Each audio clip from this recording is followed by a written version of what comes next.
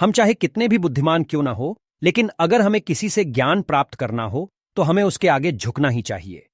ये कहानी उसी के बारे में है। एक शिष्य गुरु के पास जाता है। शिष्य बहुत ही बुद्धिमान और मशहूर पंडित था। वो गुरु से भी ज्यादा मशहूर था। उसे सारे शास्त्र कंठस्थ थे। शिष्य को बस एक ही समस्या थी कि वो सभी शास्त्र कंठस्थ होने के बाद भी सत्य की खोज नहीं कर पाया था। ऐसे में उसने अपने जीवन के अंतिम क्षणों में गुरु की तलाश शुरू की। उसके नसीब अच्छे थे कि उसे गुरु मिल गए। वो गुरु के शरण में पहुंचा। गुरु ने उस मशहूर पंडित की तरफ देखा और कहा, तुम लिख लाओ कि तुम क्या क्या जानते हो, क्योंकि तुम जो जानते हो उन सब चीजों की बात हमें करने की जरूरत नहीं है, और जो तुम नहीं जानते हैं वो सब मैं तुम्हें सिखा दूंगा। शिष्य को वो जो भी जानता है वो सब लिख के वापस आने में करीब 1 साल जितना लग गया। शिष्य को बहुत सारे शास्त्र याद थे, इसलिए वो सब लिखता ही रहा, लिखता ही रहा। लिखते लिखते कई सारे पृष्ठ भर गए। उसने जो भी लिखा था उसकी वो एक पोथी लेकर अपने गुरु के पास करीब 1 साल बाद आया।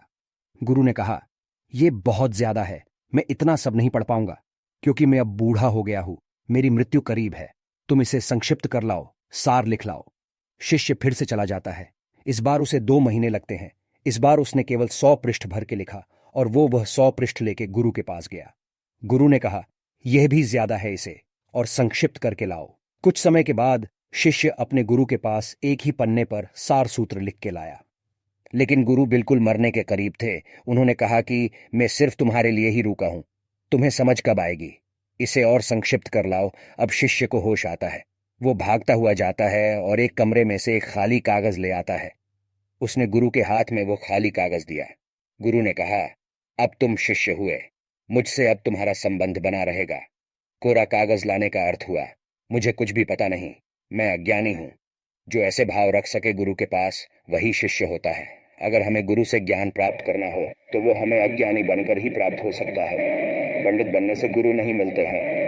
अगर आप किसी के भी पास ज्ञान प्राप्त करने के लिए, कुछ भी सीखने के लिए जाए, तो ये बात हमेशा याद रखना कि आपको जो आता है उसके बारे में आपको सामने वाले से बात नहीं करनी है।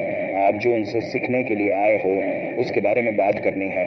अगर आप किसी के पास कुछ सीखने के लिए गए हो और आप उसे ये बताने लगे कि मुझे तुमसे दूसरा किसी बात में ज्ञान ज्यादा है, तो फिर आप ये नहीं सीख पाएंगे जो वो जानता हो। इसलिए ये बात याद रखना कि हमेशा अज्ञानी बनकर ही ज्ञान प्राप्त हो सकता है। अगर आपको हमारी कहानी अच्छी लगी हो तो कमेंट में जरूर बताइए और